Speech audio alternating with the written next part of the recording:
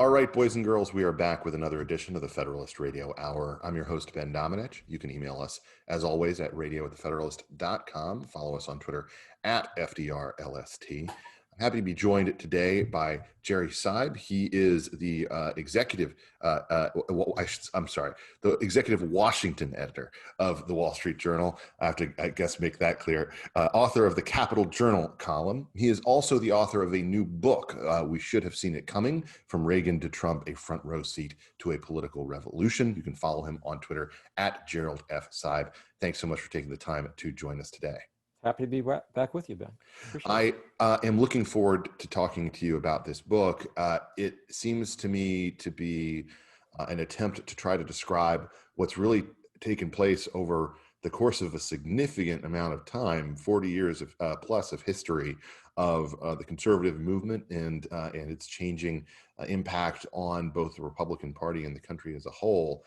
That's a lot to bite off in terms of subject matter, Jerry. What was it that really made you want to do this book, and why did you think that it would come at a moment in which we needed to have a better understanding of what's played out over the last 40 years? Well, the why do it is very simple. I mean, like a lot of people who lived through 2016, who chronicled it, who tried to explain it, and who missed the mark in many cases. I got to the end of that campaign in the election of Donald Trump and asked myself, how did this happen? How did the conservative movement go from Ronald Reagan to Donald Trump? And so I wrote some pieces for the Journal trying to answer that question. Wasn't entirely satisfied with the answer. And one of those pieces I said, basically, you got to go all the way back to 1979 to figure out where this started. And 79 was the year the wheels kind of came off the cart for the Carter presidency, and in a way for the whole idea that Democrats and liberals were in charge and should be in charge forever kind of fell apart. And I decided that was the time in which there was a whole series of events. A timeline began there that I think led you from Ronald Reagan to Donald Trump. But what really happened in the course of that 40-year period was that both republicanism and conservatism changed. And that's what I found interesting. And the conclusion, it took me a while, as it always does when you're doing something like this, what's the bottom line? And the bottom line is reflected in the title of the book. We should have seen it coming. There were lots of mileposts along the way. There was, Pat Buchanan, there was Sarah Palin, there was a Ross Perot phenomenon, there was the Tea Party. There were a whole bunch of things that happened that lots of us knew were significant, but kind of rationalized or thought were marginal or didn't understand the significance of. And it turns out every one of those was building toward what happened. And in many ways, Donald Trump walked through an open door. The element of populism is key to this story. The role that it played as a guiding force for what was going on in each of the instances that you just cited. Populism has many, many critics, particularly in Washington. But do you think that their approach to handling it or toward recognizing its power was wrong from the get-go in terms of understanding the size of the role that populism was to play over in evolving the right, and how much there was a necessary response needed on the part of leadership from Washington and from key figures in the conservative movement? Well, I think there was a combination of some people not understanding it and some people thinking they could simply co-opt it. A lot of Republicans thought, for example, they could just co-opt the Tea Party movement, that they would take the power of the uprising, which is really kind of a middle-class revolt against the ruling classes, the financial establishment in particular. And Republicans decided they would latch onto that and then control it for their own purposes. And that it didn't really work out. They kind of end up eating the Republican House leadership at that point. So there were some people who thought they could control it. There's some people who I don't think fully understood it. And I think what they really didn't understand was two things. They first of all didn't understand how much the Republican Party had changed at the grassroots. One of the things that happens over this 40-year period is lots of working class middle Americans, I'm from Kansas, so I know I can say that, it's not a pejorative when I say it, moved into the Republican Party for cultural reasons. They didn't like abortion rights, didn't like gay rights, didn't like immigration, thought the whole idea that the Democrats had moved too far left on cultural issues was driving them. And once they got in the Republican Party, they didn't really feel in sync with the economic prescriptions there. Globalization was working fine for the traditional business wing, the Chamber of Commerce wing of the party. It wasn't working for them. Free trade wasn't working for them. Somebody told me that if a businessman said, you know, if you lose your job in middle America because your factory's moved to China, and then you go down the street to try to get a job at the fast food restaurant as a fallback, and you're competing against immigrant labor, you have a way different feeling about economic globalization than the business class of the Republican Party did. And that I don't think people understood entirely. And I don't think in particular most of the 16 Republicans who ran against Donald Trump in 2016 fully appreciated it, but he did. Mm-hmm. The aspect of this that I think we are both familiar with, having been around a lot of these conversations in Washington, is there's always this impulse on the part of people who occupy, from their perspective, some role of power, to engage in what you might describe as purge fantasies. You know, if only we got rid of the troublesome this, that, or the other, then we could finally have the coalition that I like, and that would be successful. My own perception of that is that the people who talk about that the most also tend to be the people likeliest to be purged if there was ever an actual purge within the coalition in question. What was it about the kind of fiscal side of the Reagan coalition that found itself in a much weaker position than maybe they thought they were in when they came to 2016? Well, I think the first thing you have to understand in answering that question is what the Reagan coalition really was. And the Reagan coalition was, and this was his mastery in the 1980 campaign, was knitting together three different kinds of conservatives. You had traditional fiscal conservatives, economic conservatives, you had national security conservatives, and you had religious conservatives. And Reagan bundled those people all together into one group in 1980, and it hadn't really been done before then, and people lose sight of that. It wasn't a natural, inevitable coalition. He created it.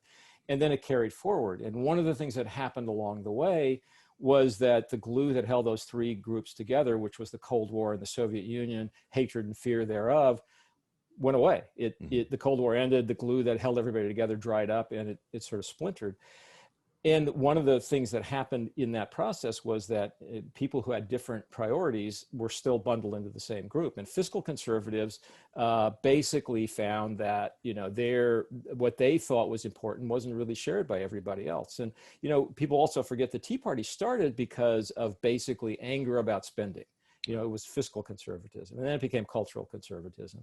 I think what happened was that Donald Trump saw the new Republican coalition out there, saw it include a lot of blue class workers, and basically decided to stop spending lip service on fiscal restraint, said, I'm not going to cut Medicare and Social Security.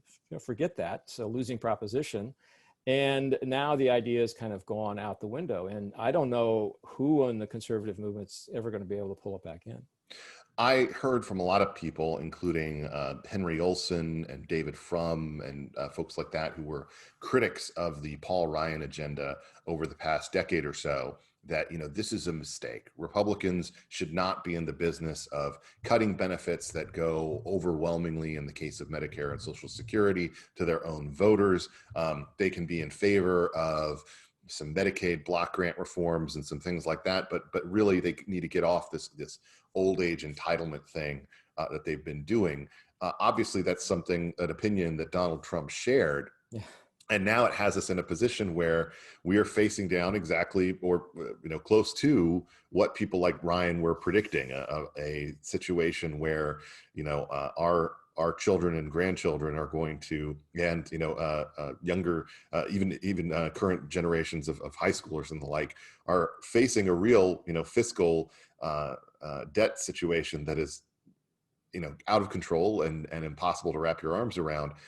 Is this a situation where the politically expedient thing that people were clamoring for, that Donald Trump has endorsed, basically was what allowed him to rise, because he didn't have any of the difficulty, the things that the media might say, oh, well, you're making the hard choice, but people don't want hard choices, and they don't want politicians who force them to make hard ones. Yeah, it is exactly that, Ben. It's political expediency. It really is. There's an anecdote that I convey in the book, and Paul Ryan is central to it. And in 2016, when it becomes apparent that Donald Trump is going to be the nominee, Paul Ryan invites him to a briefing at the Republican National Headquarters in Washington. And Corey Lewandowski, who was then running the Trump campaign, and Donald Trump arrived there, and they are ushered up to some room where Paul Ryan lays out this case for the dangers of deficits and the need to bring entitlement spending under control. And this goes on for a while, and candidate Trump stops them and says, well, Paul, you and Mitt Romney tried this in 2012 and you lost, right? And Ryan says, yeah. He says, well, let's not do that again. Well, let's wait till after the election. And Donald Trump and Corey Lewandowski are leaving that meeting. And on the way out, as Corey Lewandowski tells the story, Trump turns to him and says, no wonder they lost. What a bunch of fools. And the thing is that's how we ran the campaign. Mm-hmm. But now we're after the election, and that's how things have evolved anyway. And what's really happened now, I've written, I don't know, I've been a columnist for the Journal for more than a quarter of a century, writing for the news pages. I don't know how many columns I've written about the evils of debt and deficit, but the thing that's happened now is that Democrats have ceased to care about it because they have adopted a kind of economic philosophy that says, well, when interest rates are near zero, there's no reason to worry about borrowing. There's very little interest cost, which is, by the way, is true until it's not true anymore. Yeah. So down the line. And Republicans have just decided, well, we're now in the age of Trump, and we're for deficit. Donald Trump was the king of debt, and so we're going to be the kings of debt. And so you had the deficit running at $1 trillion annually almost before the coronavirus. And I don't know when this catches up with everybody or when everybody will decide it's a problem, but we're not there now, that's for sure. It seems to me that one of the elements of this transition that the conservative movement went through was that they were insulated from having to make some of the choices that they needed to make about their future, in part because events intervened that allowed them to avoid hard choices. And in particularly, I think this happened in the case of the Bush years, where because of the threat of Islamic terrorism, because of the aftermath of 9/11, you had it kind of slide into this role that the Soviet Union had played during the Cold War, where concern about terrorism and the wars being fought in order to try to achieve American ends in Iraq and Afghanistan insulated us from really wrestling with a base of conservatism that was increasingly skeptical of foreign action and entanglements of too big of a military footprint overseas. And that's the only way you get to a point where 8 years after George W. Bush leaves office, or I guess 7 years in 2015, Jeb Bush doesn't have a ready answer about the Iraq war other than saying that he would turn to his brother for advice, which didn't really go over that well. What role do you think that foreign policy played and in the sort of elite management of foreign policy played on the right in allowing Trump's rise? Well, I think this is a crucial point because people forget that George W. Bush actually saw this coming. I see this more clearly. I saw it more clearly in going back than I did at the time. But he comes into office in 2001, having pledged to stop doing nation building. That was we're done. We're not doing nation building anymore. That's not what America needs to do right now. And talking about compassionate conservatism, which really was a way of changing and updating the conservative message to take into account the needs of people who were being hurt by things like free trade, economic globalization, high tech. And he was on his way to doing that and using the message to sort of update the conservative movement and move it beyond Reaganism, if you will. And then 9/11 happened. And all that went out the window. Neocons, who were basically at that point, a declining force within the party, became dominant within the Bush administration and therefore within the party. And then we're in war in Iraq and then we're in war in Afghanistan. And the whole compassionate conservatism, redefined conservatism idea is basically stillborn. It never really gets to take on life. And Pete Wehner, who worked for George W. Bush, told me that in the final year of his presidency, George W. Bush sat in the Oval Office and talking to Pete and some others and said, I think I can feel nationalism coming and I could see populism coming. And he knew that because he had tried to do immigration reform and basically had his head handed to him in trying to do that. So yeah, there was a time in which I think there was going to be a move away from the traditional, what had become the traditional Republican interventionist internationalist view of foreign policy to something a little more, not nationalist in the Trump sense, but a little more on that side of the scale. And 9/11 just blew it out of the water. And, you can do a lot of what ifs, but what if that hadn't happened? Would George W. Bush have actually been seen as the guy who updated the Reagan message in a kind of more evolutionary, not revolutionary way? We'll never know. Mhm. The RNC obviously just happened, the convention which featured speakers that ran the gamut in ideological terms, from my perspective. And I think that that was very intentional. I think they were trying to say, hey, we're all in this together. We've got our Nikki Haley's and our Tim Scotts. We've got our Tom Cottons. We've got our Rand Pauls. We've got, we're trying to sort of present a situation where, you know, hey, that the hawkish folks are happy with us, the social conservatives are happy with us, the fiscal sort of supply side cut taxes to the nth degree people are with us, et cetera.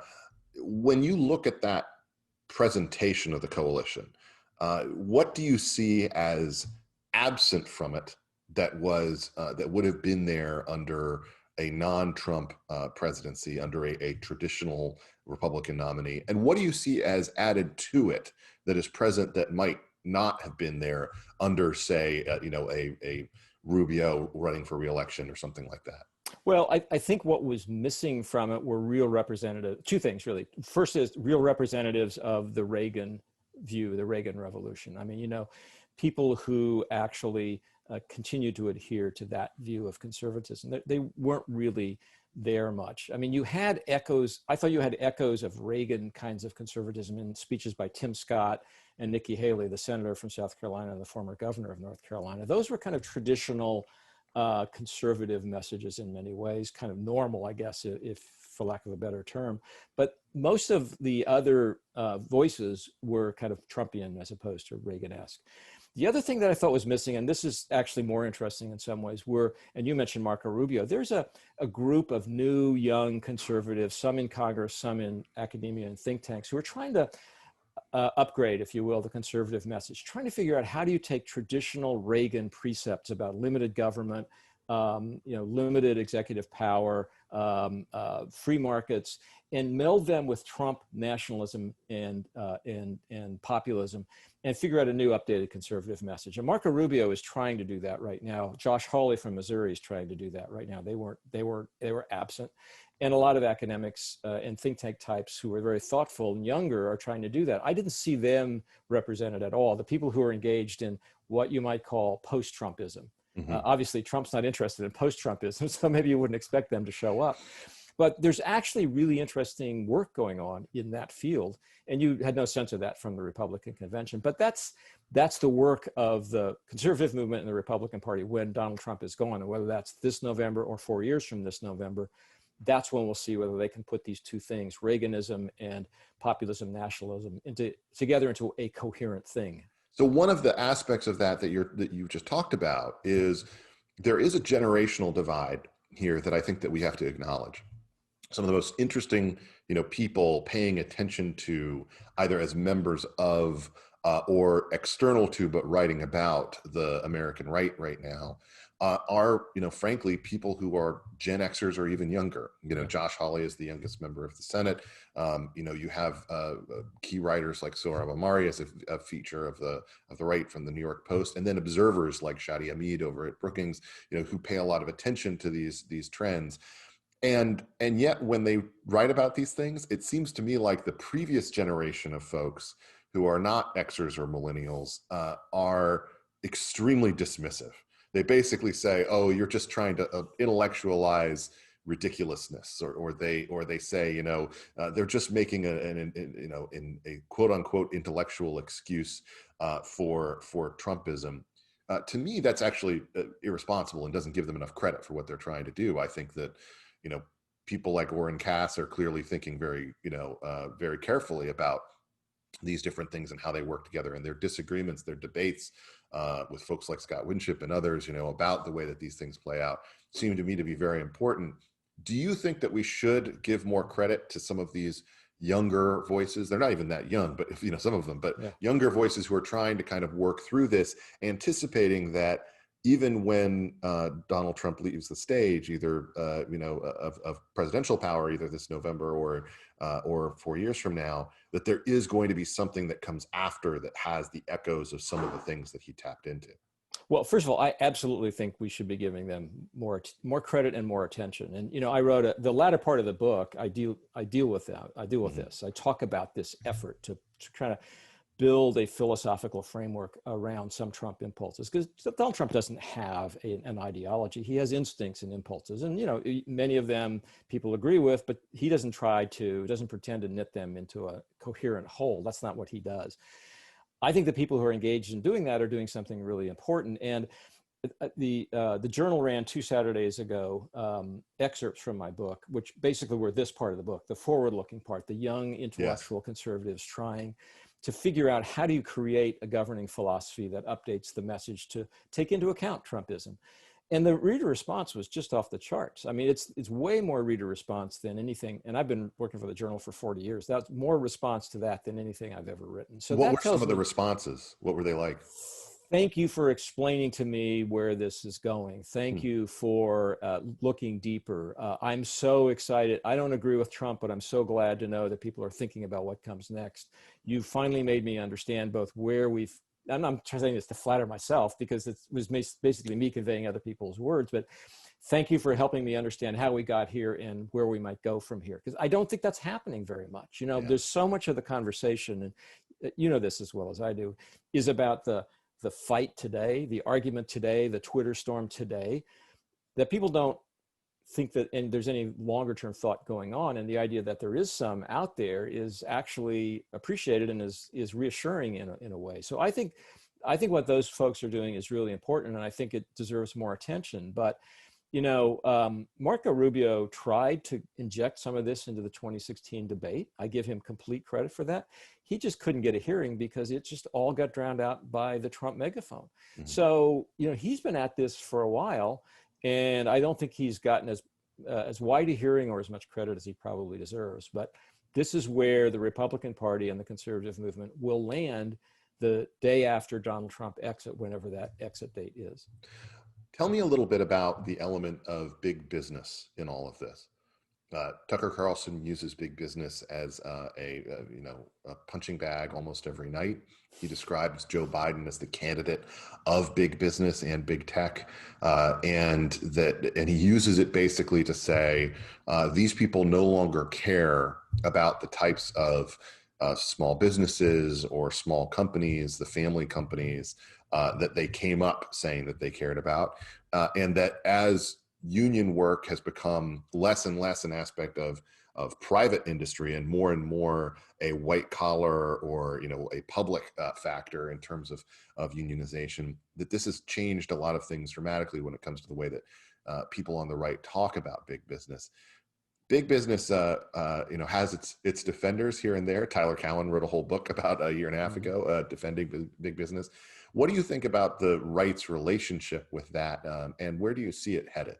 Well, it's a strained relationship, let's put it that way. Look, I mean, big business worries about big business. That's what it's supposed to do. And so, it's much more in the middle of the political spectrum, because they like government help when they want it, and they're happy to take it from Democrats as well as Republicans. So that's big business, and I don't fault them for that. It's not the same as small business.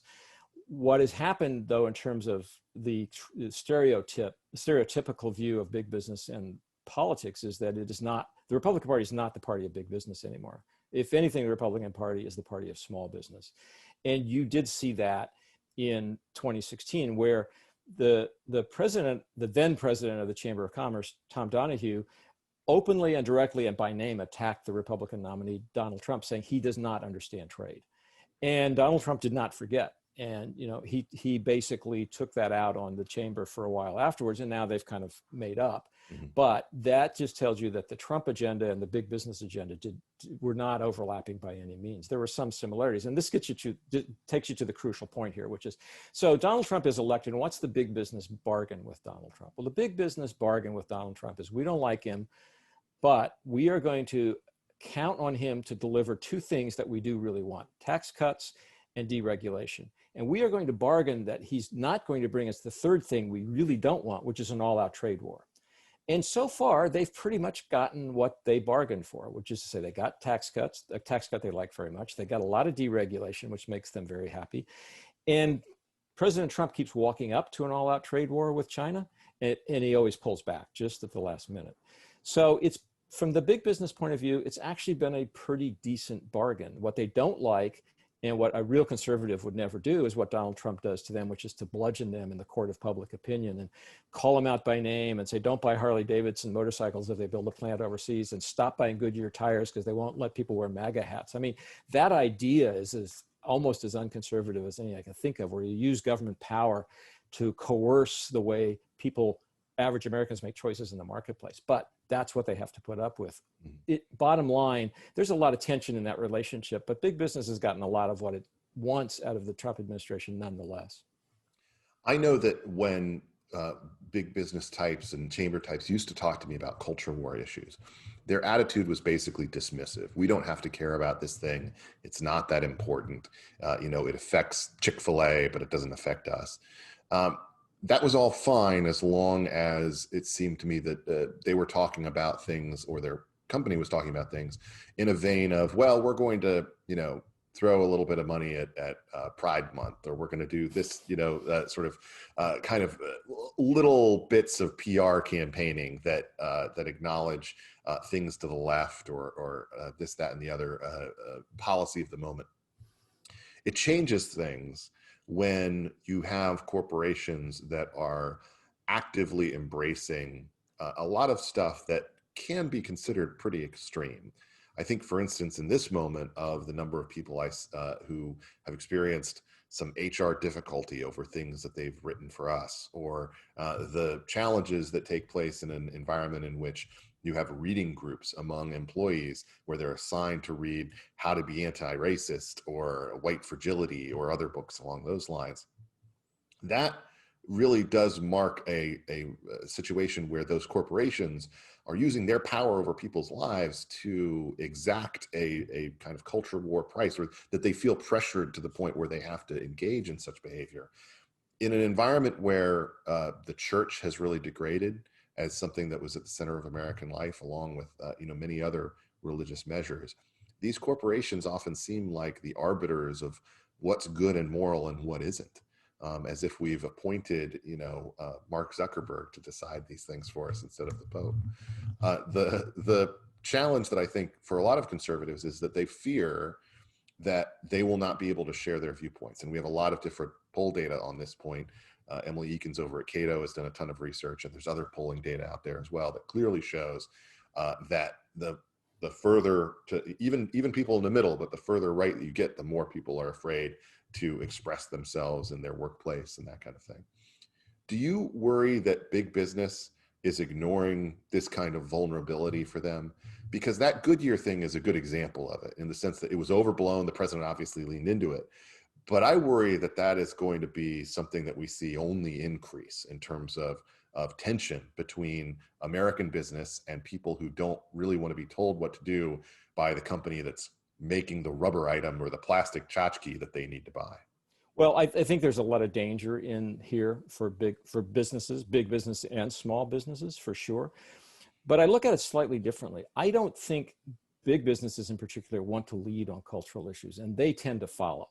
Mm-hmm. And one of the things you're seeing right now is that I think they are trying to respond to constituencies they worry about. So if you're running a big Fortune 500 company, what are the three big constituencies you have to worry about? You have to worry about your shareholders, you have to worry about your customers, and you have to worry about your employees. So the shareholders couldn't care less about cultural issues. They just want bottom line, okay?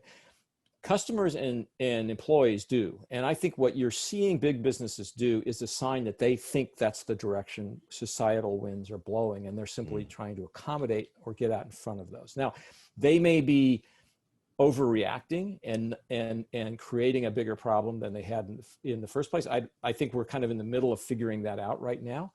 But I think the idea that big businesses are leading America down this path is not right, because I think they are reactive, not proactive. And they're reacting to what they think those two constituencies, customers and employees, are demanding of them. Now, they may be misreading that. And I think there's as you said, there's a backlash developing.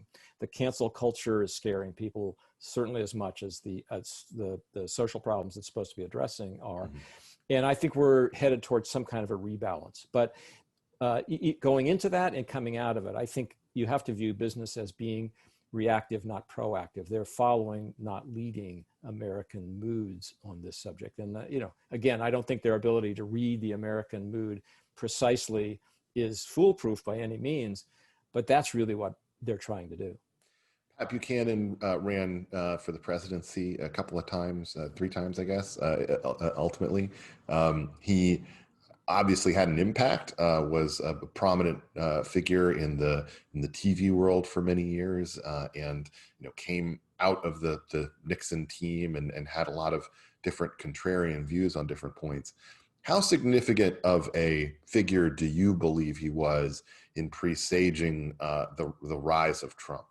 Very significant. One of my favorite lines in the book comes from Bill McInturff, who's a Republican pollster, does polling for us at the Wall Street Journal and NBC News. And he said to me at one point, Donald Trump is basically Pat Buchanan with his own airplane. That you can draw that direct a line from what Pat Buchanan was saying in 96 and 2000 and 92, 96 and 2000. He was consistent all along, and what Donald Trump is saying now.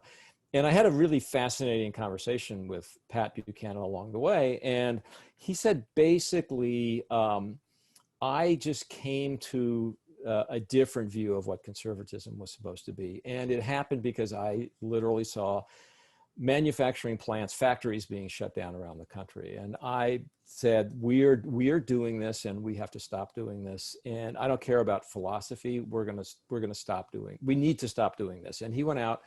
And it was an anti-free trade and also to some extent an anti-immigration gospel. And then Ross Perot picked it up, and then it sort of carried forward into, to some extent, Mike Huckabee was another populist who was willing to express doubt about those things. And it carries on in a line to Donald Trump. So what was the significance of Pat Buchanan? Well, I think it was, first of all, spotting it, crystallizing it, creating a message around it. And at the time he did that, it was a distinctly minority message, certainly within the body politic and also within the Republican Party. There's this picture in the book of a ceremony in the White House not long after Bill Clinton became president. So it must have been 93,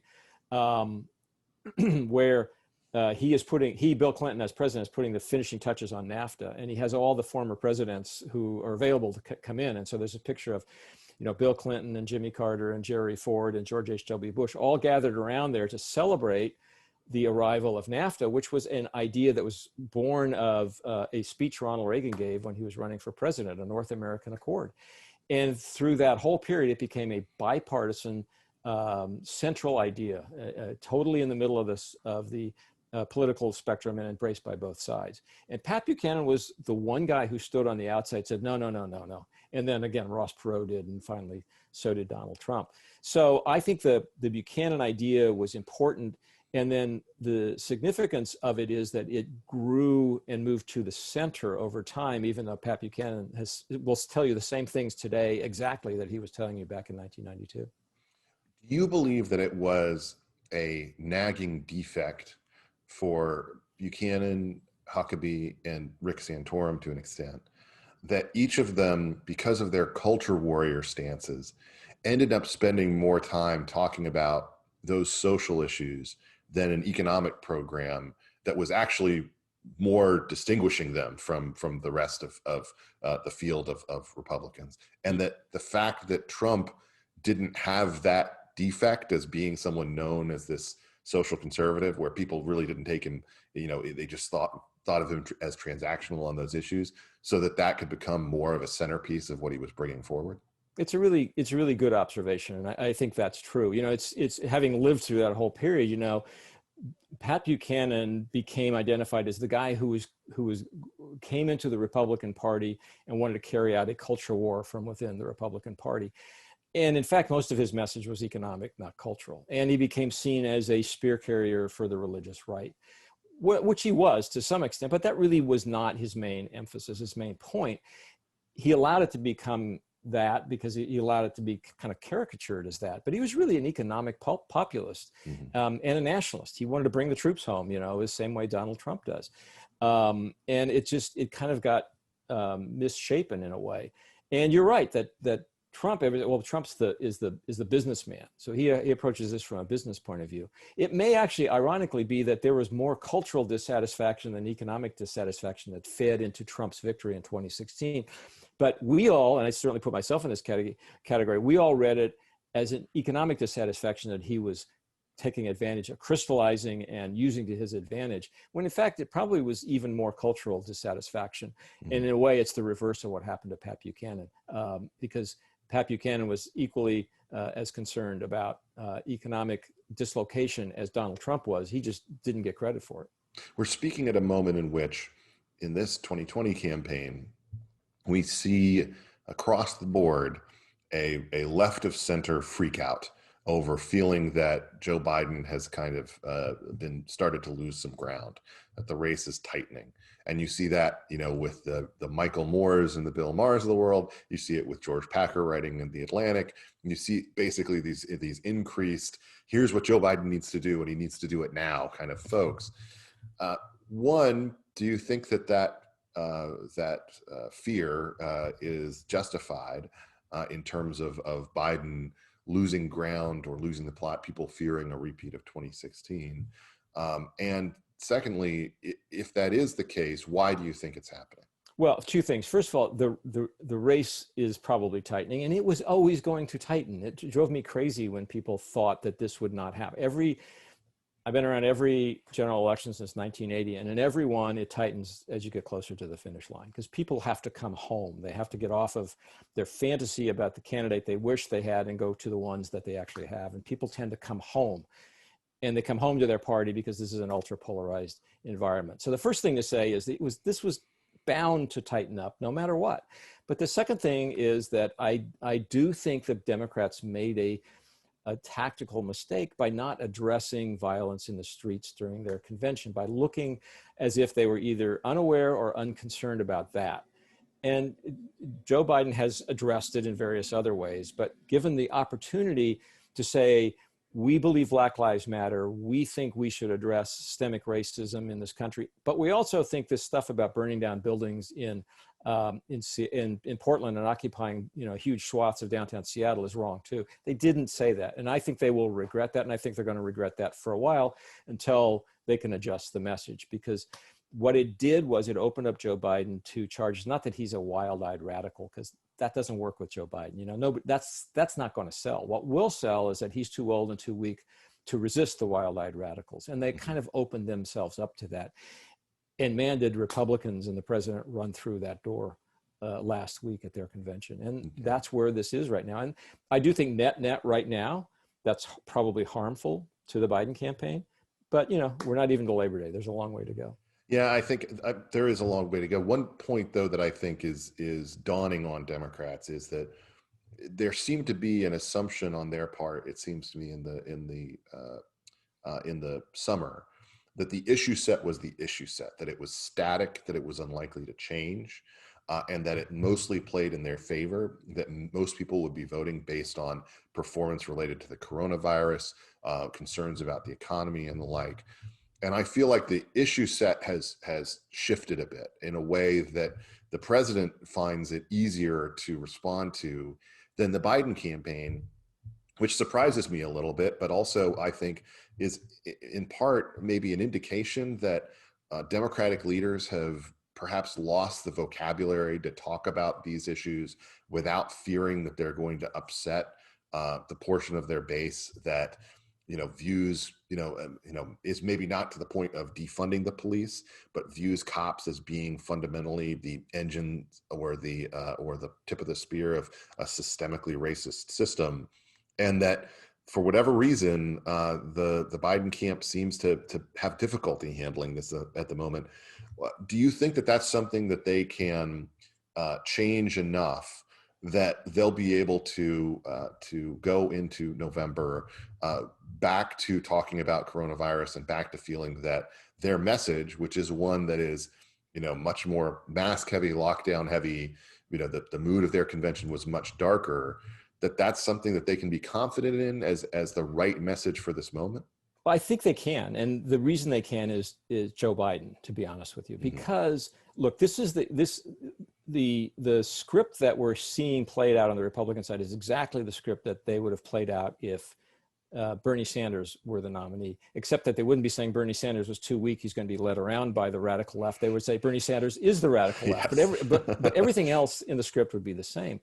The thing that Democrats have going for them, and I'm a little puzzled they haven't figured out ways to take advantage of this more, is that Joe Biden can speak to those concerns. He's got a whole history of being right in the center of the Democratic Party, and if anything, being too pro-law enforcement. You know, this is the great irony of the moment, and why they haven't found ways. And by the way, Kamala Harris to some extent too. I mean, the rap on both of them from the left during the primaries was that they were too friendly to cops and prosecutors. And Joe Biden's history of writing the crime bill that was too tough was attacked from the left as well as from the right. And somehow that hasn't been lost in the conversation. And I think because they have been afraid, maybe as you suggest, to say it out loud, but they're going to have to say it out loud now. But I do think they have the ability because of Joe Biden's personality, which is not perfect for every occasion by a long shot, but for this one, it's right, you know. And if you look at the voters that are available to the Trump campaign, and I'm talking about in particular in swing states, with Pennsylvania, Wisconsin, Michigan, Minnesota, you look at the people who didn't show up to vote in 2016 and who could, at least theoretically, be activated now. A lot of those, a majority of those, are white working class males.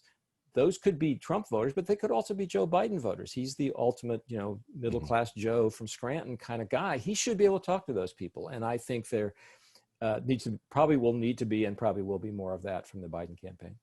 There's a long way to go, but it seems to me that one element of frustration that has already emerged in this cycle, in that I've heard from a lot of people, not just folks who have a strong partisan loyalty in the race, is they're wondering why we're getting so few polls. There was someone was pointing out just the other day that, you know, only 2 of the networks, the TV networks, have released polls since the 15th of the month. There's been a real, you know, other entities. We were one of them, by the way. So. Yes.